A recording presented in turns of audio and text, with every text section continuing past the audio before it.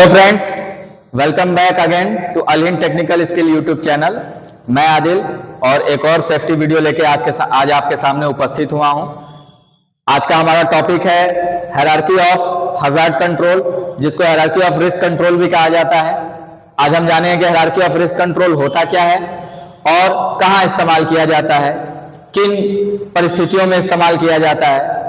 तो एक एक करके मैं इसके स्टेप्स भी आपको बताऊंगा। सबसे पहले मैं इसकी डेफिनेशन बता दूं आपको। तो इसकी डेफिनेशन होती है, हायरार्की ऑफ रिस्क कंट्रोल एक सिस्टम है जो कि इंडस्ट्रीज में अपनाया जाता है किसी भी हजार्ड या रिस्क के एक्सपोजर को वहां से एलिमिनेट करने के लिए, कंट्रोल करने के लिए या मिनिमाइज करने के लिए। हायरार्की का मतलब होता है पदक्रम, यानी कि इसमें 5 लेवल ऑफ कंट्रोल मेजर हम इस्तेमाल करते हैं हजार्ड या रिस्क के एक्सपोजर को कम करने के लिए, जो कि स्टार्ट होता है एलिमिनेशन से और खत्म होता है पीपीई पर आकर। एक एक करके हम एलिमिनेशन से सब्स्टिट्यूशन, फिर इंजीनियरिंग कंट्रोल, फिर एडमिनिस्ट्रेटिव कंट्रोल और पीपीई के बारे में समझेंगे कि कहां कैसे इसको हम यूज करते हैं। तो सबसे पहले आप देख पा रहे हैं इसमें कि सबसे पहला स्टेप जो होता है किसी हजार्ड या रिस्क के एक्सपोजर को कम करने का, वो होता है एलिमिनेशन। एलिमिनेशन का मतलब होता है निकाल देना।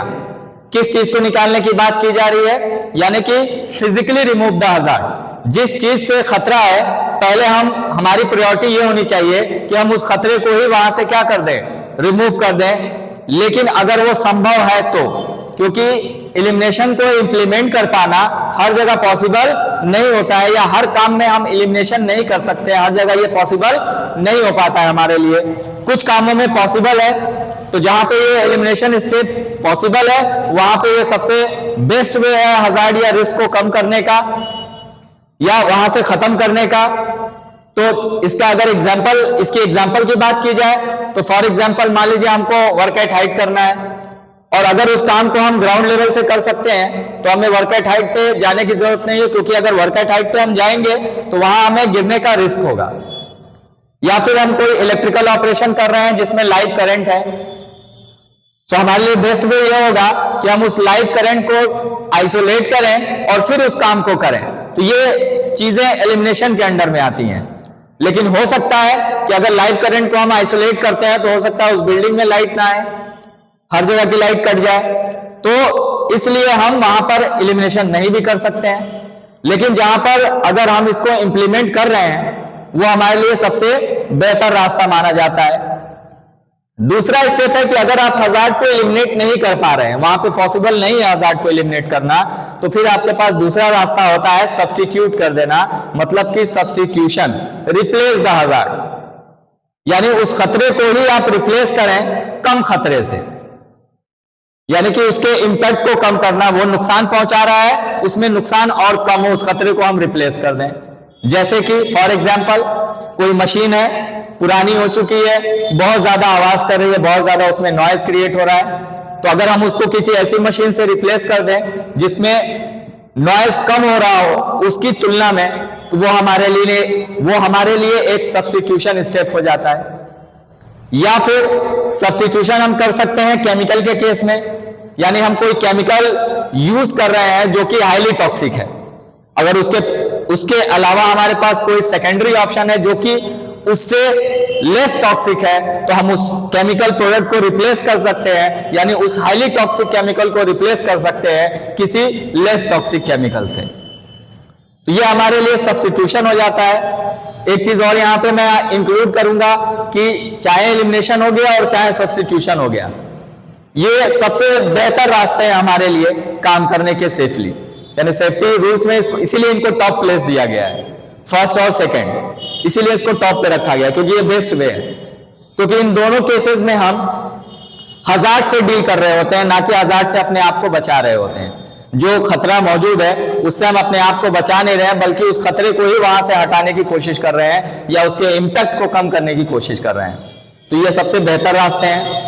तो अगर हमारे पास एलिमिनेशन भी फेसेबल नहीं है, सब्स्टिट्यूशन भी फेसेबल नहीं है, तो तीसरा स्टेप हमारे लिए होता है इंजीनियरिंग कंट्रोल, यानी कि इंजीनियरिंग कंट्रोल में आइसोलेट करेंगे पीपल को हजार्ड से, यानी कि खतरे और व्यक्ति को हम दूर रखने की कोशिश करेंगे। वर्क प्लेस डिजाइन में, प्रोसीजर में, सिस्टम में इंजीनियरिंग मेथड के द्वारा हम ये गैप बना सकते हैं।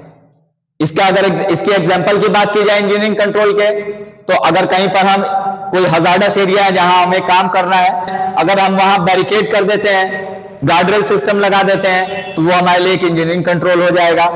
उसके बाद दूसरे एग्जांपल की बात की जाए इंजीनियरिंग कंट्रोल में, तो मैकेनिकल गार्ड्स जो लगाते हैं, यानी मशीनों के ऊपर जो, जैसे ग्राइंडिंग मशीन है उसके ऊपर जो हम गार्ड लगाते हैं व्हील्स के ऊपर, वो भी एक प्रकार का इंजीनियरिंग कंट्रोल है। तीसरे एग्जांपल की बात करेंगे आप, तो पहला हो गया हमारा गार्डरेल सिस्टम हो गया, दूसरा हो गया हमारे जो सेफ्टी गार्ड्स लगाए जाते हैं मशीनों पे, और तीसरा होता है लोकल एग्जॉस्ट वेंटिलेशन सिस्टम, जो कि कंफाइंड स्पेस एरिया में लगाया जाता है। डस्ट या फ्यूम या कोई कंटामिनेटेड एयर को वहां से एक्सट्रैक्ट करने के लिए हम एग्जॉस्ट वेंटिलेशन सिस्टम लगाते हैं। ये भी हमारे लिए एक इंजीनियरिंग कंट्रोल हो जाएगा। अगर हम चौथे स्टेप की बात करें, तो चौथा स्टेप होता है हमारा एडमिनिस्ट्रेटिव कंट्रोल, यानी प्रशासनिक नियंत्रण। अब इस प्रशासनिक नियंत्रण में हम क्या करेंगे, change the way that people work, काम करने के तरीके में बदलाव लाएंगे, यानी रूल्स रेगुलेशन, नियमावलियां बनाना, पेपर वर्क या साइन बोर्ड्स का इस्तेमाल, जॉब रोटेशन करना, दिन की अपेक्षा रात को वो काम करना, जहां पे ट्रैफिक कम हो, अगर कोई रोड कंस्ट्रक्शन हो रहा है हमारा, उसको दिन की जगह रात को करना है ताकि आपको ट्रैफिक कम मिले, तो ये भी हमारे लिए क्या हो जाएगा, एक एडमिनिस्ट्रेटिव कंट्रोल है। कहीं पे हम सेफ्टी साइन बोर्ड लगा देते हैं वार्निंग के लिए, वो भी आपके लिए एडमिनिस्ट्रेटिव कंट्रोल हो जाएगा। या परमिट पेपर हम यूज करते हैं किसी काम को सेफली ऑपरेट करने के लिए, वो भी हमारे लिए एडमिनिस्ट्रेटिव कंट्रोल के अंडर ही आ जाएगा। या फिर जॉब रोटेशन कर देना, यानी काम की अदला बदली कर देना। काम की हम अदला बदली करते हैं, यानी कोई वर्कर कंटिन्यूअस किसी सनलाइट में ज्यादा देर तक है, धूप में काम कर रहा है, तो उसकी हमने शिफ्ट बांट दी कि वो 2 घंटा इंडोर काम ले ले, 2 घंटा बाहर कर ले, इस तरह से हम उसका वर्क शिफ्ट कर सकते हैं। ये भी एडमिनिस्ट्रेटिव कंट्रोल में आता है। और उसके बाद आखिरी विकल्प है जो हमारे सामने, जो आखिरी रास्ता है, वो होता है पीपीई के द्वारा अपनी बॉडी को प्रोटेक्ट करना, अपने आप को प्रोटेक्ट करना, यानी protect the worker with personal protective equipments, यानी काम के लिए पैरों की सुरक्षा के लिए उसको सेफ्टी शूज दे देना, हाथ की सुरक्षा के लिए ग्लव्स, आंखों की सुरक्षा के लिए गॉगल्स, सिर की सुरक्षा के लिए सेफ्टी हेलमेट, रिफ्लेक्टिव जैकेट ताकि हाई विजिबिलिटी आप नजर आए। तो ये पीपीई के द्वारा, ये लास्ट ऑप्शन है हमारे लिए, पीपीई आखिरी हल है।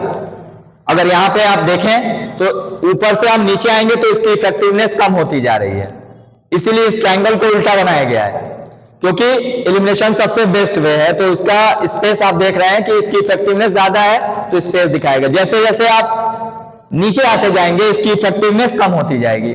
तो सबसे कम इफेक्टिव कौन है, पीपी, इसलिए इसको लास्ट स्टेप बताया गया है। यानी अब जब कुछ नहीं बचता है आपके पास, तो अब आपके पास आखिरी रास्ता है कि पीपी के द्वारा अपनी बॉडी को आप क्या करें, प्रोटेक्ट करें। तो ये 5 स्टेप्स आपको याद कर लेने हैं। वर्क प्लेस पे किसी भी प्रकार के खतरे हो तो इन 5 स्टेप्स को अपनाकर, यानी स्टेप्स का मतलब हो गया कि हायरार्की का मतलब हो गया कि हमें स्टेप बाय स्टेप आना है। यानी पहले प्रायोरिटी हमारी ये होगी कि पहले हम एलिमिनेशन करें, then substitution, then engineering control, then administrative control and at last PPE, आखिरी हल।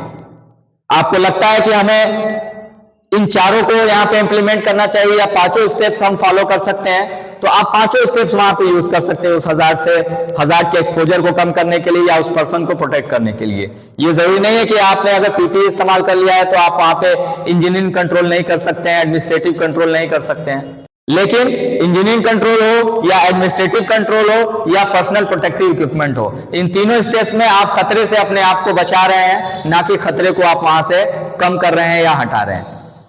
लेकिन ऊपर के जो 2 स्टेप्स हैं आपके, यानी एलिमिनेशन और सब्स्टिट्यूशन, इसमें आप खतरे से ही डील कर रहे हैं, यानी जिस चीज से खतरा आप उस चीज को ही वहां से रिमूव करने की कोशिश कर रहे हैं। तो उम्मीद करता हूं दोस्तों आपको हायरार्की ऑफ रिस्क कंट्रोल समझ में आया होगा, और अगर ये वीडियो अच्छी लगी हो तो आप हमारे चैनल को लाइक करें, सब्सक्राइब करें और इस वीडियो को शेयर करें, और जी हाँ, बेल आइकॉन को जरूर दबाएं।